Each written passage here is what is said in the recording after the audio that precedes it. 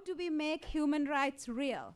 You know, all of you acknowledge the ways in which the rhetoric in your country had transformed and translated human rights into lawmaking, and that human rights was still at a very hortatory, aspirational level.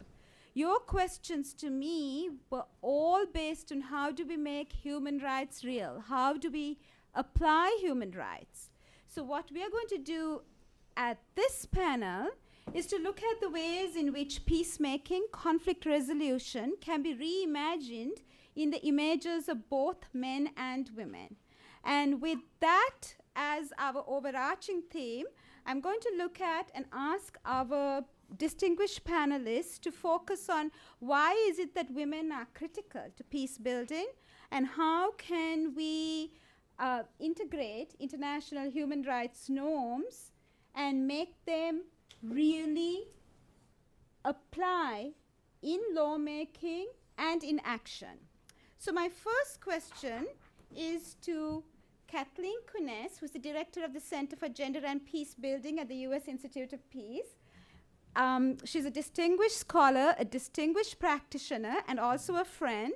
And what I want to ask Kathleen is that although it is now accepted that it is indeed more dangerous for women to be collecting water than to be a soldier in the front lines of a war, and although there is an array of human rights norms, including the Security Council resolutions, including the Rome Statute and the Convention on the Elimination of Discrimination Against Women, that all speak to the importance of women being at the peacemaking table, there is yet, up to now, a single woman to be appointed as a chief peace mediator or a negotiator.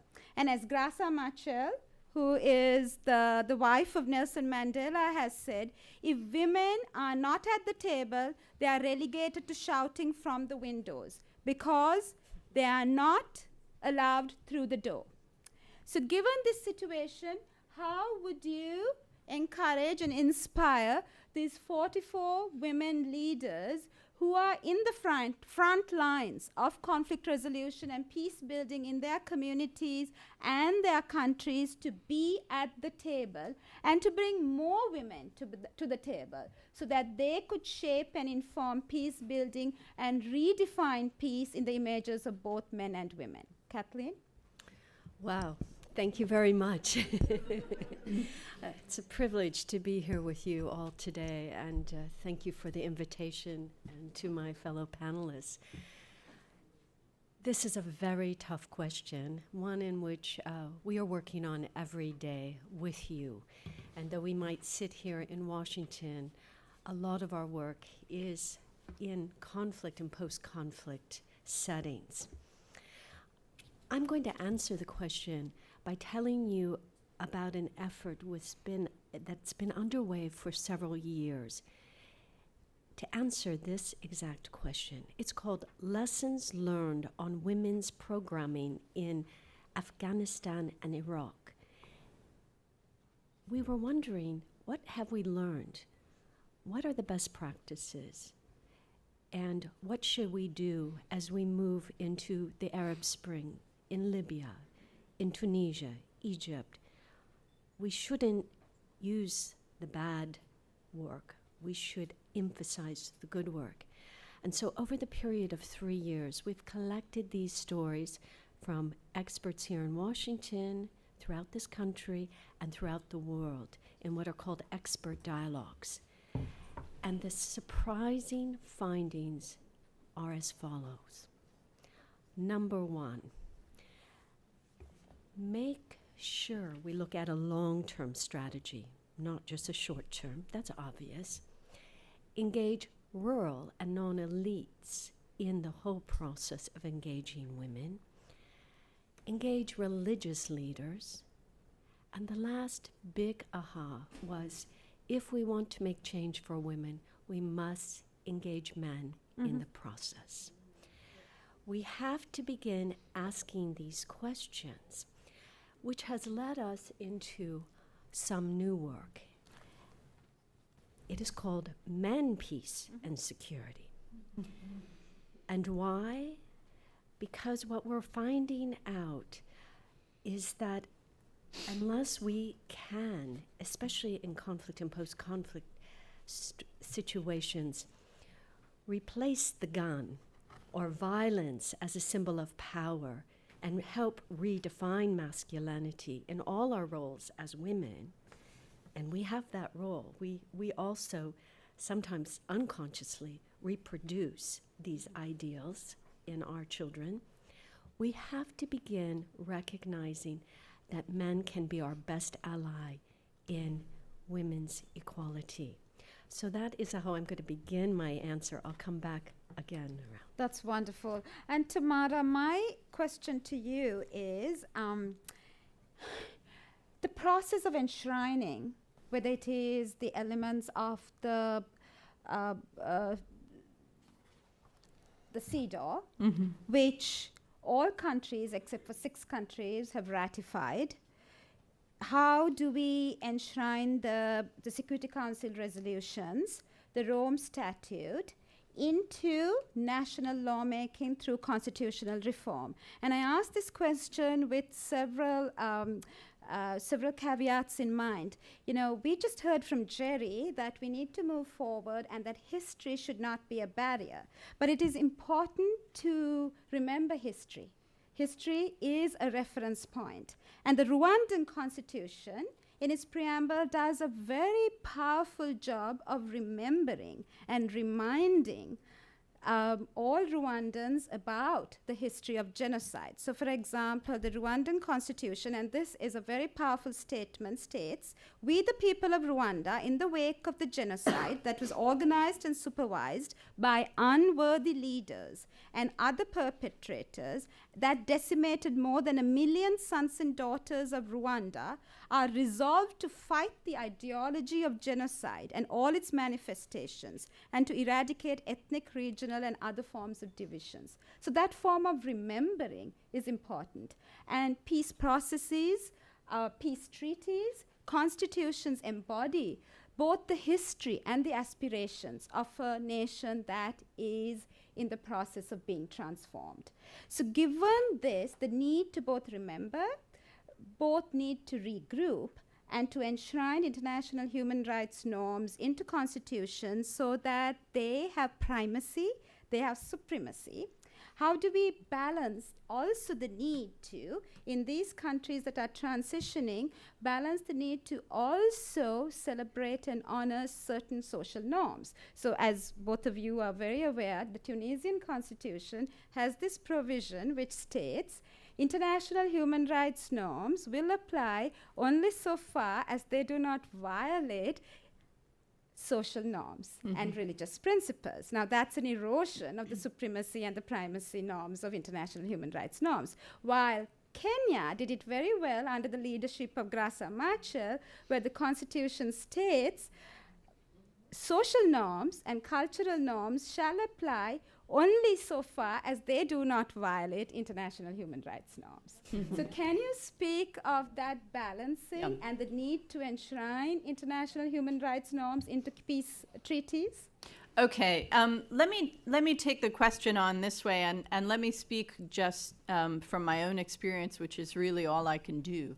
As somebody who has worked on as a scholar and for a brief time in the State Department, like Jerry, I came in to work under Secretary Clinton just for a couple of years as an appointee. So as a scholar, but also as a diplomatic practitioner. And what I can speak to is my experience with Arab countries that are undergoing some really wrenching efforts to redefine themselves as societies and as nations, and what rules, what values do they want to enshrine in their new constitutions, the Tunisian constitution being a particularly good example. And, you know, I think you raised the issue about the supremacy of international human rights law, and clearly your sense that the best way to handle that is to enshrine supremacy in these national founding documents. But we've seen in a lot of cases that this is a point of incredible controversy, and that for societies that are emerging from conflict, that are defining new democratic systems, self-determination, self-definition, and national sovereignty are really powerful values. And so to simply articulate as a rights activist, well, we have international norms on these subjects and they should be supreme. That's not going to be a winning argument in an environment where national self-determination and sovereignty concerns are so sensitive. But I guess I would argue that regardless of how the language in a founding document emerges, on which side of that supremacy divide it falls, the battle is never over just with that.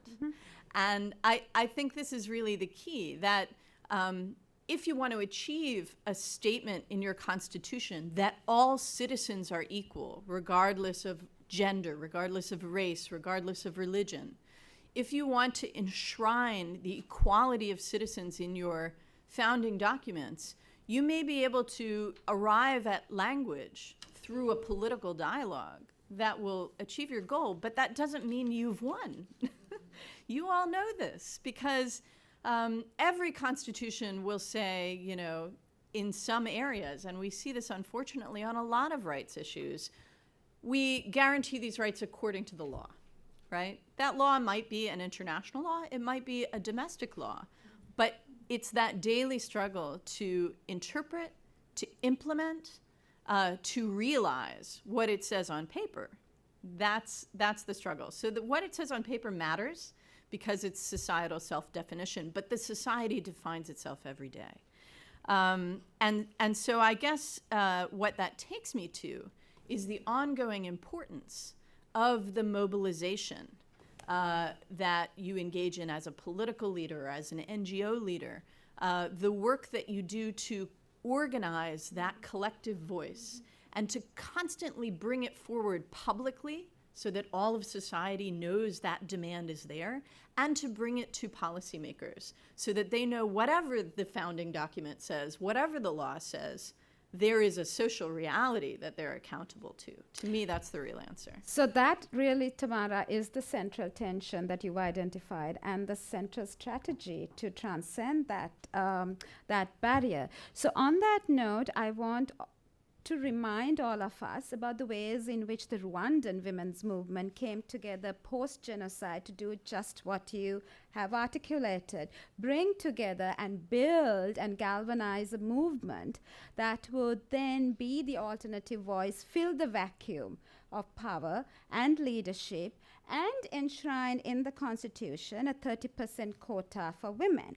And, you know, I think what's interesting is that the Interparliamentary Parliamentary Union states that in the last few years, it is the post-conflict countries that are featured prominently in the top 30 of the IPU World Record on Women in Parliaments. So it is important for women in transitions to seize this window of opportunity to recast their constitutions and to recast their legislation to make sure that the legacy of discrimination against women is overcome.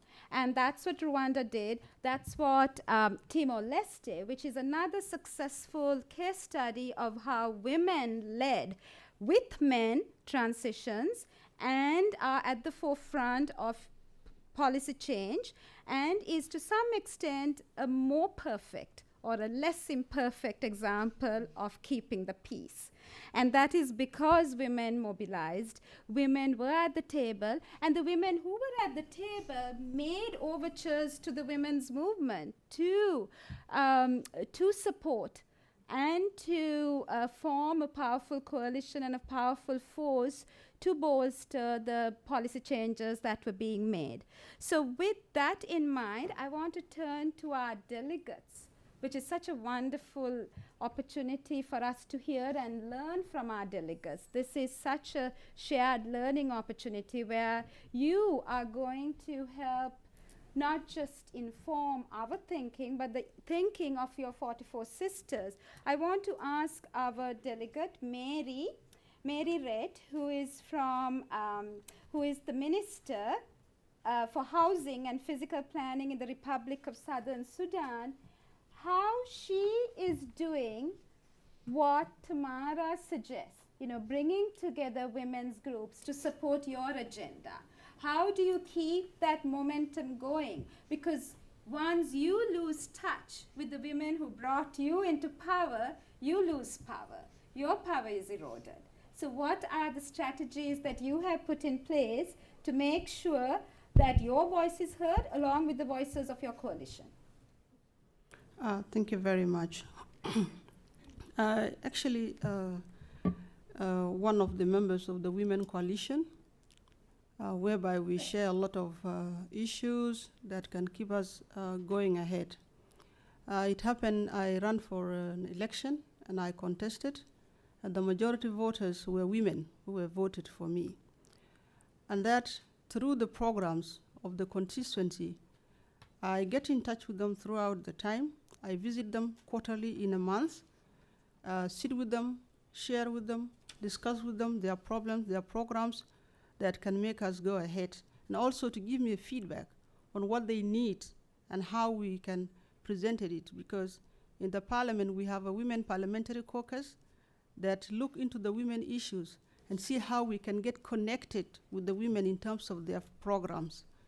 And therefore, I become more engaged in the constituency, although balancing the work of the constituency between my work in the ministry is a little bit tough and difficult, but I have to do that because it's a responsibility to make sure that I don't disconnect it from the constituency, getting in touch with the women so that we can move together in the collective voice as long as we pursue the women issues and the agenda through the parliaments and through the party also.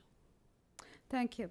So, watching the Arab Revolution unfold, Shirin Ebadi, Nobel Prize-winning human rights lawyer, said, don't wait for victory. Choose your allies. Dictate those conditions before the alliance. Don't wait till the revolution is over to seize and claim women's rights. Polygamy undermines democracy and human rights. So this is an important democratic issue. This is about democracy building. So choosing allies, working with your allies, whether they be male partners, religious hierarchies, male political leaders, is very important.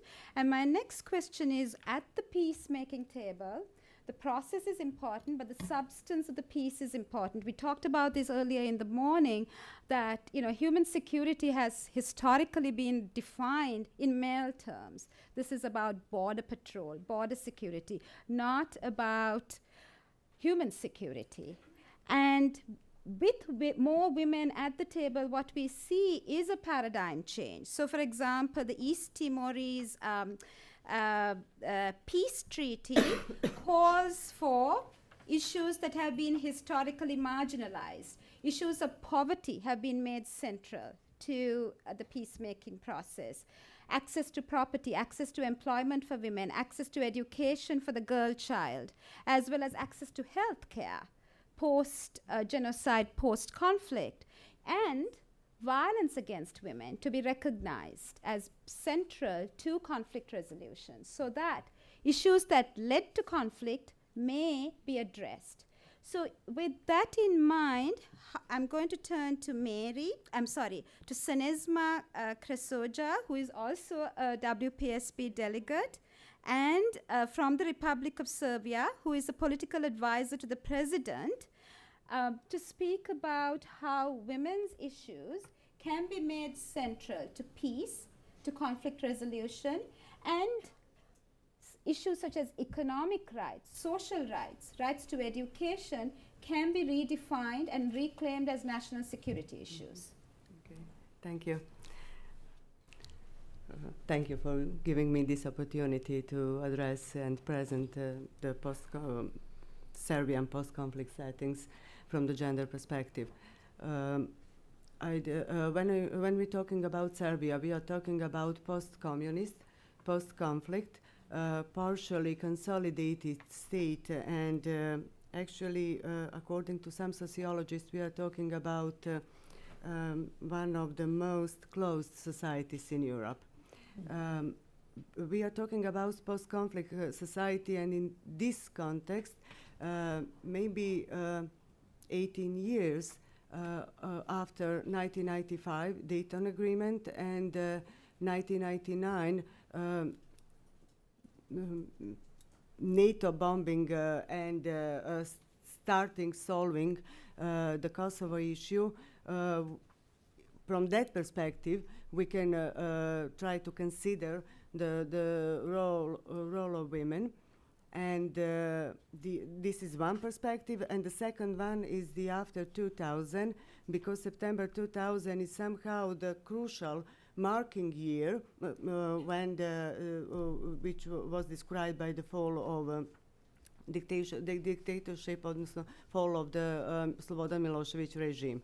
By the time Dayton Peace Agreement was signed here in United States of America, women, Serbian women or Croatian women or women from Bosnia were out of the table. They were invisible.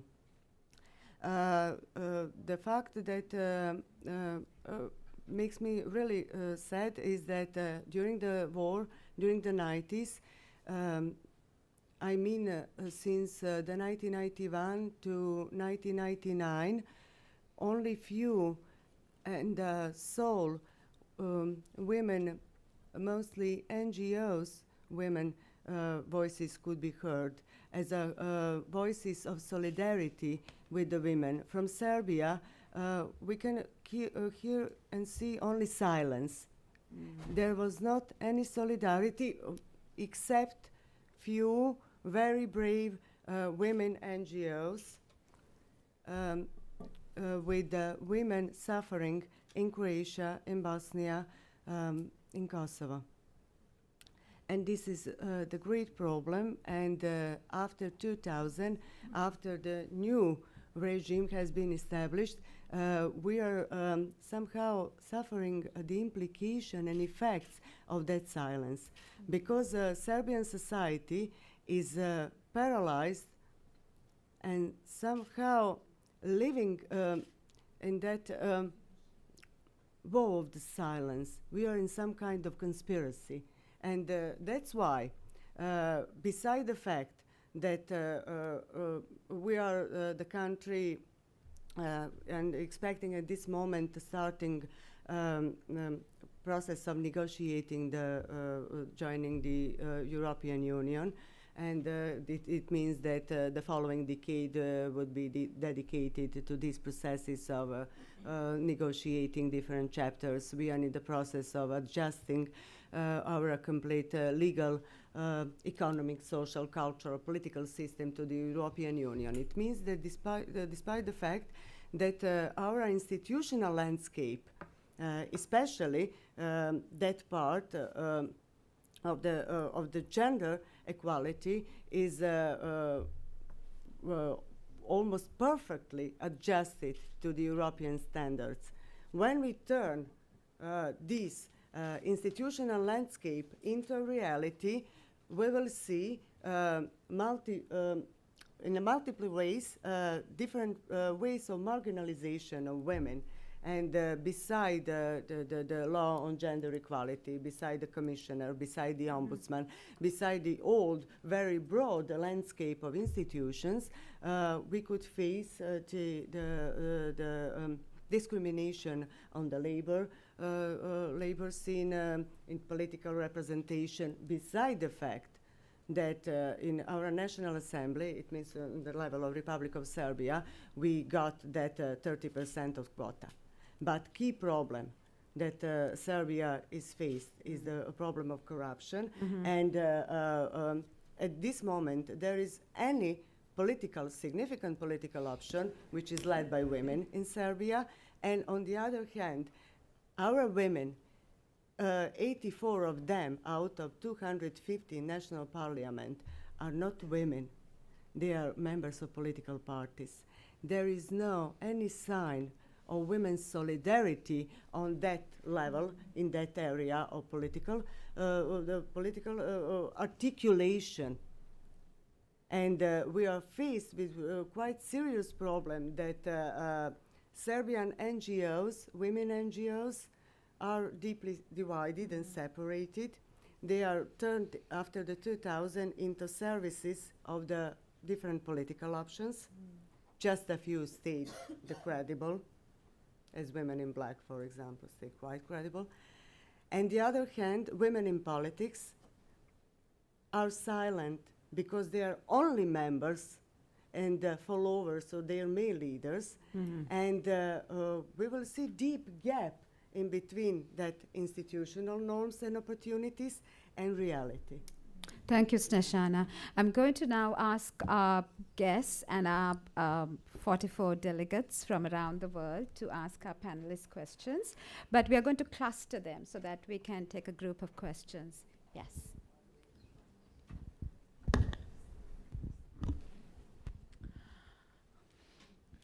Hello, I'm Nini Chanturia from Georgia. Thank you very much for your presentations. It's extremely interesting to hear. Myself, I'm participating in the peaceful dialogue process between civil societies from Georgia, Abkhazia, and South Ossetia side. And what I can see is that at the level of public diplomacy, there are women are strongly presenting, and they are doing a really very great job to build that bridge of trust among societies. But when it comes to the let's say Geneva process talks, we cannot see there are women who are represented. It's male dominated. Of course, male appreciate women of works in a public diplomacy level, but unfortunately they are not moving forward. But it's public diplomacy also is very important in my opinion. But to make real changes, it's very important to be on the table when there is official negotiations. So what I wanted to ask you, how women, what can you advise, how women can move from the public diplomacy level work to the official negotiation process? Thank you. So we will ask Tamara to respond first, and followed by Kathleen. Okay. The first thing I wanted to say is a bit of a reaction to both the Shireen Ebadi quote, but also to your story from Serbia, which I think is fascinating and a cautionary tale in some ways, because it's so common in conflict and post-conflict situations for political leaders to say, well, this basket of women's issues or gender equality, this is a luxury. Let's deal with the conflict first, and then the other stuff will come later. And many times, because of the pressure of the daily reality of conflict, women, even women who work on gender issues, feel pressured to accede to that, to agree and say, okay, this may be a lower priority. But I think what we hear here is the cost of that silence. That silence at one phase implicates you later and gives you less of a platform to speak out later. And this, to me, the story that you told is very instructive about how important it is not to yield on the idea that gender issues are not only relevant, they are essential. That when you're talking about the right of your society to security, that equality of citizenship is essential to that. And if you don't have equality of citizenship, then you can't have security for everyone in society.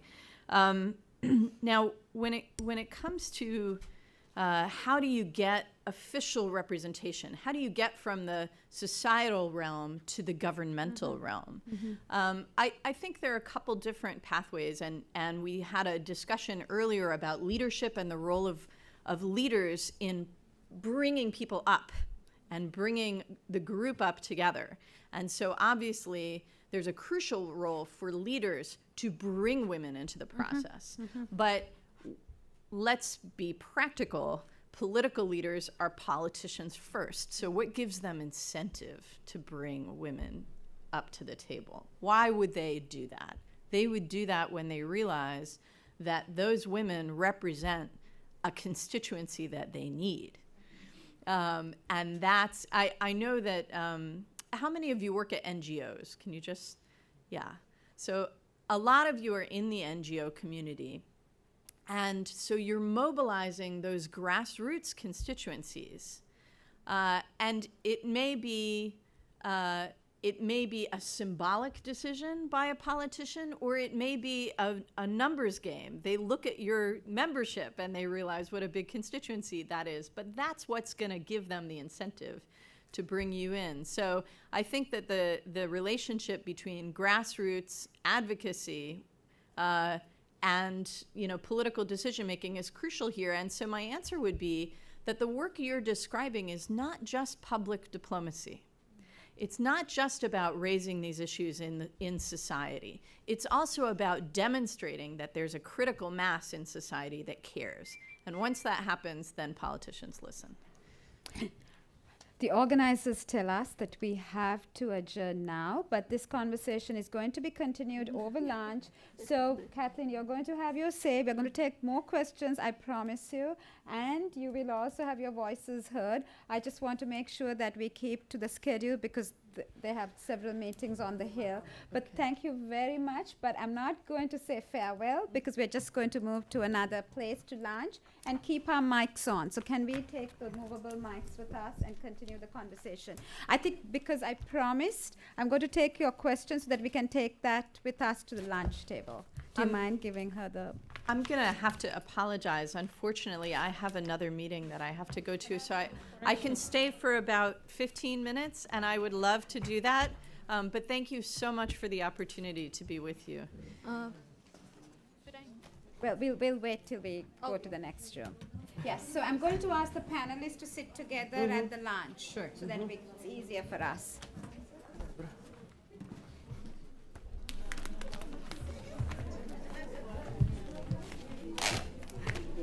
One was just behind it.